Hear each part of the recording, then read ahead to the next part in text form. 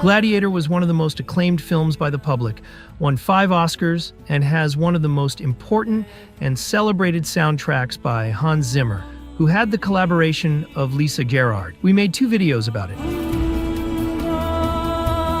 One was dedicated to explaining the theme of the Emperor Commodus, his musical snake, a music that was introduced in the opening credits as a warning.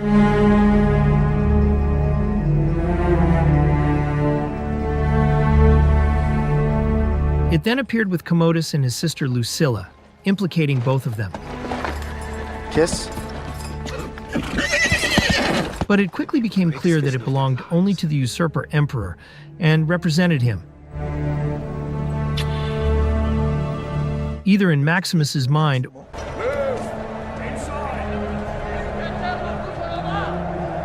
or in Lucilla's, as she desperately tried to convince the senators to murder her brother. We are docile. We are obedient. It finally appeared in the final meeting with Maximus before the battle. All a man can do is smile back. The second video was dedicated to the rest of the music, and in particular to 3 themes. The first was that of the military man, the gladiator.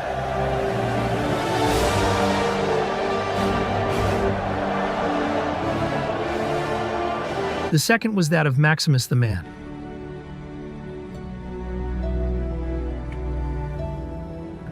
And at his death, he is honored with words and with his music at its maximum level of emotionality. Honor him. Who will help me carry him?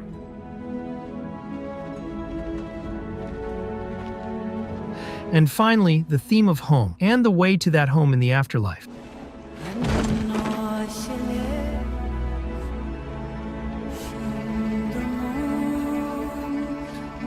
It was a very solid soundtrack, coherent, and very clear in its intentions.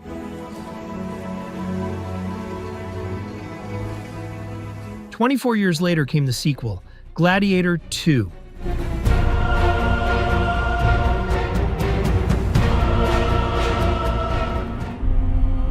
It tells the story of Lucius, son of Maximus and Lucilla, who, after a defeat, is enslaved and turned into a gladiator as the property of Macrinus, a sinister and very ambitious schemer who wants to seize power in Rome. The music on this occasion is by Gregson-Williams, a regular collaborator on Ridley Scott's recent films, who has covered pre-existing musical themes and written new music. The theme of home and the way home in the afterlife plays out when Lucius visits his father's grave.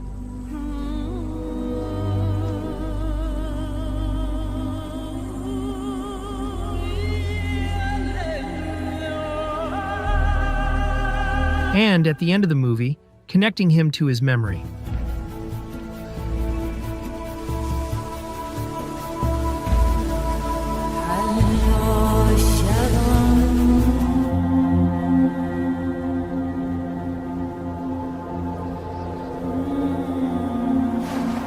The theme of Maximus the man unsurprisingly opens the film and connects the film and the audience to the character and the 2000 film.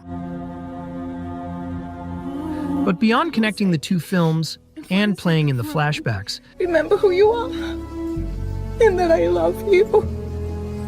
I love you. it is a dramatic reference to Lucilla's despair at losing her son, the only thing she has left of her beloved Maximus. I cannot fail him now. The army is in Ostia. If we wait a few days... He could be dead by then.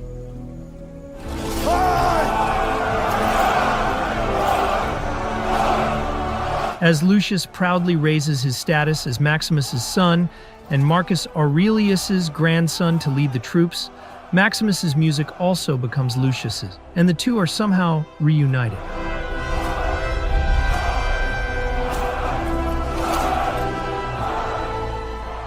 The third theme from the previous movie to appear is that of Commodus.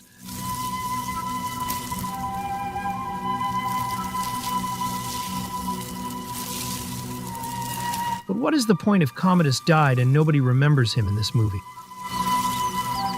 Here in its first appearance, it might suggest that Lucius carries his genes, but they are of evil. Smooth is the descent, and easy is the way. The second time it plays, it is more confusing. Lucius has nothing to do with what this sinuous, twisted, venomous music represents, nor does it have anything to do with the new emperors, since the music does not play with them in any of the other scenes in the movie. By the third appearance, the confusion is complete. Lucilla discovers he is her son.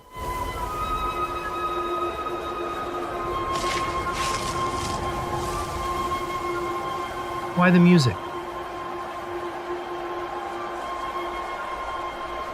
Let's remember how she said goodbye to him. And for the sake of Rome, remember who you are. And that I love you. I love you. Isn't that how the reunion should be?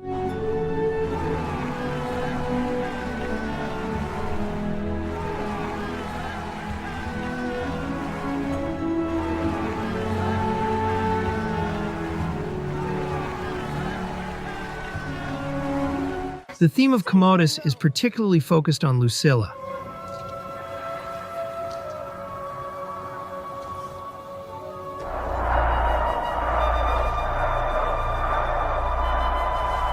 The only possible explanation is that Ridley Scott wanted to resignify it, to give it a new meaning, to represent the Antonines, the dynasty, but it makes no sense. In Gladiator, it was just the theme of Commodus.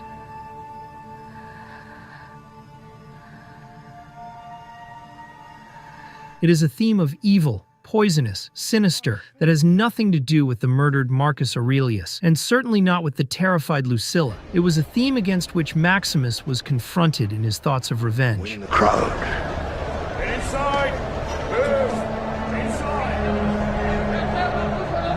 Or here, where the music obviously does not represent the Antonines, but exclusively Commodus.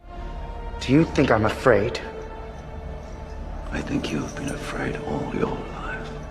Unlike Maximus the Invincible, who knows no fear.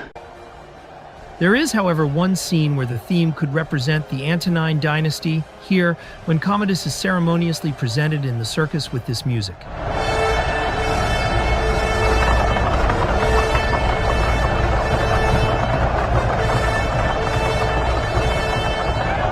But it is something very punctual in a movie where the theme shows meanness, threat, poison, which in the second part is projected on Lucilla Go, my son. Lucius.